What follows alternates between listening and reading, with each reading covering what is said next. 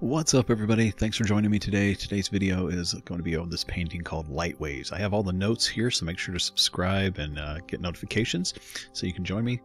But all the notes are here so that way you can stop the video and go back and take a look at it, almost like going through one of those books. But essentially, what you want to do is kind of start with a neutral background, kind of a bluish gray. And I always kind of start with a background that's going to fit the painting I'm doing. So if it's a nature painting like trees and stuff, it may be like an olive green or something like that.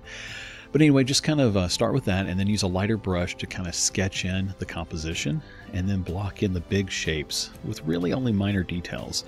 And then from there, continue to use loose strokes of lighter and darker colors to really sculpt in the flow of the waves and the foam over the rocks below. And the key thing to this, to really make sure you get, is that you're building up textures, and that's what gives you that foamy kind of look where it looks like it's laying on top of other foam and so forth. So it's just a matter of doing that. I also use the, I think it's called the leatherwood brush, to blend the colors into each other and kind of soften it, and it throws in a little bit of random texture as well. And then from there, I really start adding in different highlights, doing the same process. Again, it's just a pushing and pulling of light, dark, light, dark. The lights you want to have a little bit warmer, and so they're more towards the oranges and yellows, and especially for those rocks, you really want to kind of have that orangish color that really makes it seem like the sun's popping off of it.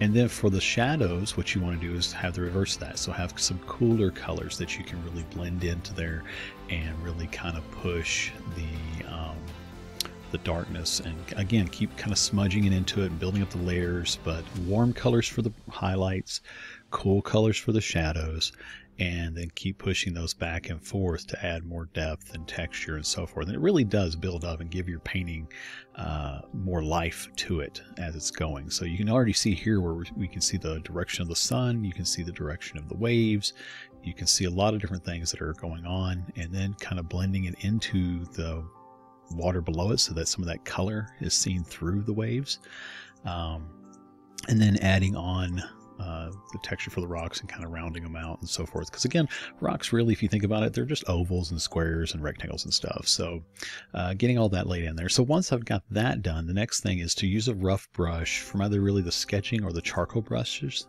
to lay in some textures and for crevices and cracks and stuff. Again, soften them into the background so they're not real harsh, except in some areas, usually towards the more light areas.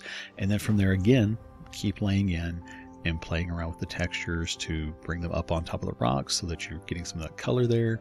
You're going to start playing with that. So now this is one area where you can, in digital art, have a little bit more flexibility. So normally I would just use washes of color, like with oil or watercolor or acrylic would just do that. With this, I want to make two layers. I'll have one as an overlay layer, will be my highlights, and one as a multiply layer for my shadows.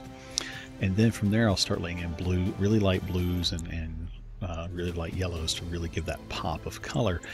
And have fun with these layers. Use some of the different texture brushes that come in Procreate, and just use those to help you get that random look and feel of waves splashing, water splash, waves splashing up, and then water droplets kind of hitting through the air and so forth. And by using these layers, you can really get that highlight and that darkness done in there. And then on the final, you want to make a final layer to really put the bright highlights, so those real sparkles, like the ones you'd have where it's just really catching all the sunlight. And you can see a couple of them here at the front of that wave that I've got on there.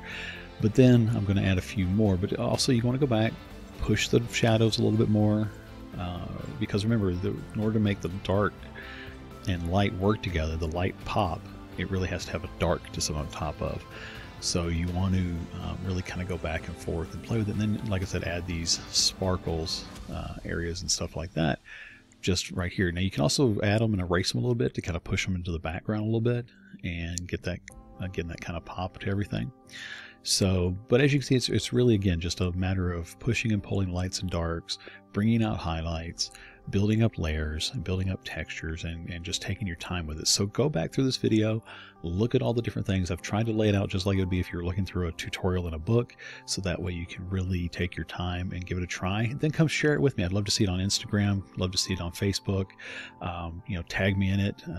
I'm TN Artist just about everywhere, or the TN Artist, one of the two, and can do it. So I hope you've enjoyed this. Make sure to leave any comments or questions below. And you know, if you liked it, give it a thumbs up. And if you're not subscribed, please do so. It really helps out, and I'm trying to grow the channel as much as I can, and that means I need more support. So I appreciate your time. Thanks everybody. Hope you enjoyed it.